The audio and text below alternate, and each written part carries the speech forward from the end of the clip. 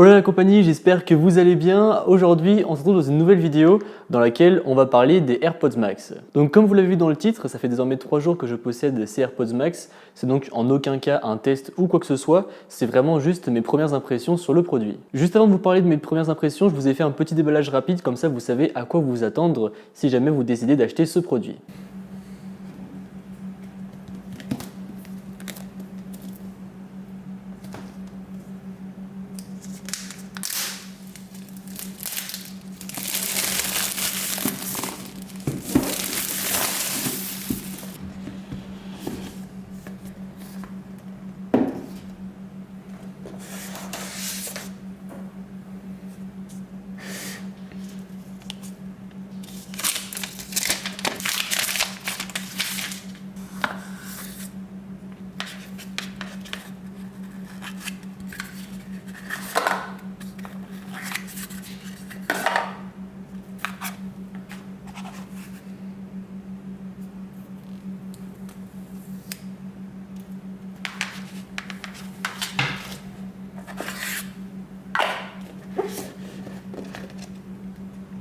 Depuis le déballage, vous vous en doutez, j'ai bien utilisé le produit, donc j'ai fait plusieurs utilisations, donc je suis resté tranquille chez moi et j'ai également été dans la rue avec les voitures qui passent, etc. pour pouvoir tester un petit peu ce que ça donne en termes de réduction de bruit et surtout en termes de son, bien évidemment. Mais avant de parler du son, j'aimerais parler un petit peu des aspects extérieurs du casque. Déjà, en ce qui concerne la couleur, je l'ai pris dans la couleur verte et je le trouve absolument magnifique. Il est vraiment très très beau.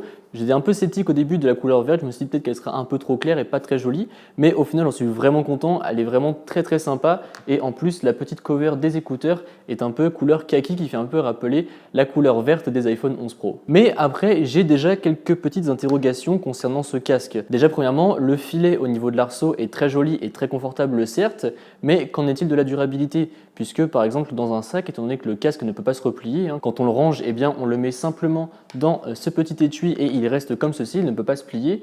Donc qu'en est-il de la durabilité? Puisque imaginez qu'il se prend, je sais pas, dans un crayon dans votre sac ou quoi que ce soit, et ben, il pourrait se déchirer. De même que l'aluminium sur les côtés du casque, est-ce qu'il va durer ou non? Eh bien tout ça on en reparlera bien évidemment dans le test complet de ce casque. Même si bien évidemment je ne vais pas me frotter partout pour voir si le casque résiste bien aux rayures, mais encore une fois j'ai des craintes notamment par rapport à si on le met dans un sac. Surtout que la petite protection des écouteurs, alors elle est bien pensée certes puisqu'il y a une petite encoche pour pouvoir le recharger, donc ça c'est cool, mais par contre il y a des endroits où ce n'est pas protégé, donc du coup, encore une fois je prends l'exemple du crayon, mais imaginez qu'on a un crayon qui se barre de la trousse ou de l'endroit où on met le crayon dans son sac, eh bien il pourrait venir frotter contre la paroi des écouteurs et encore une fois, est-ce que ça va être durable ou non? Eh bien il va falloir voir dans le temps ce que ça donne. Mais comme je vous le disais, le test on en parlera dans les semaines à venir, je pense plus janvier, février, parce que en plus j'ai un petit périple en voiture que je vais faire dans les jours à venir pour les fêtes, donc du coup je vais pouvoir bien tester ce casque pendant le trajet, voir ce que ça vaut dans la voiture, etc. Voir également en termes d'autonomie ce que ça vaut, puisque sur le site d'Apple on nous annonce 20 heures, mais là vous vous en doutez, en 3 jours je n'ai pas eu le temps de liquider les 20 heures puisque j'ai simplement fait quelques petites balades dehors et j'ai écouté un peu de la musique ici tranquille à la maison, mais du coup pas suffisant encore une fois pour tester l'autonomie. Dernière chose avant de parler du son, quelque chose que j'aime beaucoup d'ailleurs, ce sont les petits boutons qu'on a mis sur le dessus du casque. J'aime vraiment beaucoup. Alors l'un des boutons est en fait la même petite couronne que sur celle de l'Apple Watch.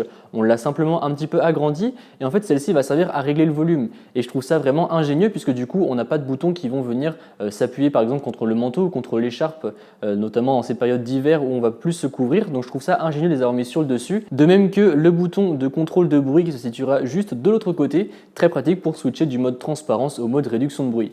D'ailleurs, ce mode transparence, c'est quelque chose que je n'utilise absolument jamais sur mes AirPods Pro parce que je trouve ça horrible, je trouve que ça n'a pas trop d'intérêt et j'aime pas, juste j'aime pas. Mais alors sur ce casque, c'est vraiment très très plaisant. En fait, on a de la musique en fond, mais on entend toujours tout ce qui se passe en fait tout autour de nous. Et c'est très pratique. Par exemple, là, je suis à mon bureau, je bosse et il y a quelqu'un dans mon canapé qui bosse également, mais qui ne veut pas forcément de musique. Eh bien, j'active le mode transparence parce que moi, j'aime bosser en musique. Et du coup, j'entends ma musique, j'entends très bien, ça marche très très bien. Et ensuite, la personne à côté, imaginons qu'elle veuille me parler, eh bien, je l'entendrai quand même. Et du coup, je trouve ça très plaisant puisque on peut entendre les bruits environnants tout en ayant son fond de musique. Et donc, ça peut être pratique notamment si vous êtes dans la rue et que vous êtes dans une rue passante avec beaucoup de voitures, beaucoup de bus, etc.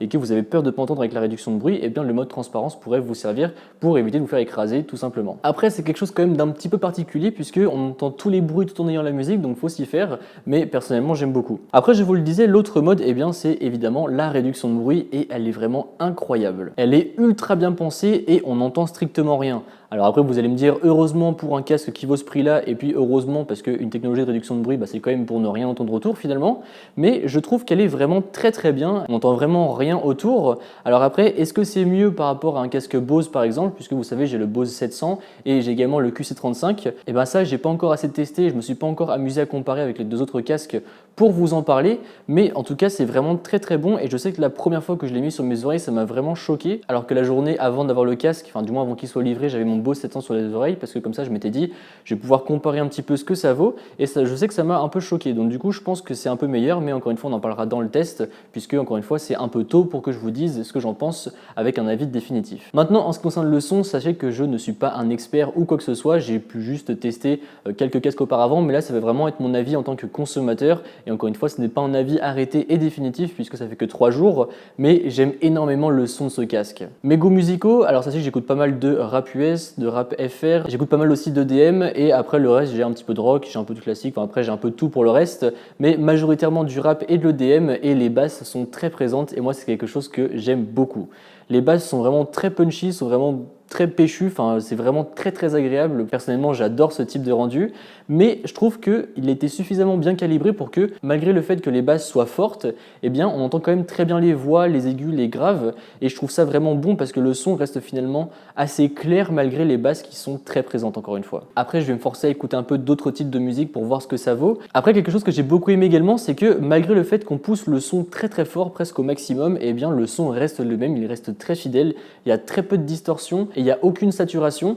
Donc après vous allez me dire heureusement pour un casque qui vaut ce prix-là, mais j'ai quand même été relativement surpris. Après encore une fois, on en reparlera plus en détail dans les semaines à venir. Après il y a plein d'autres choses que j'aime beaucoup sur ce casque comme l'arceau par exemple, le fait de devoir forcer un petit peu pour pouvoir le sortir ou le rentrer, j'aime beaucoup puisque du coup ça reste très premium, et également le fait de pouvoir changer les petites mousses ou les petits coussinets, je sais pas trop comment vous appelez ça, mais encore une fois tout ça on en parlera dans le test complet qui arrivera je pense dans les semaines à venir. Donc voilà en tout cas ce que je peux vous dire sur ces AirPods Max.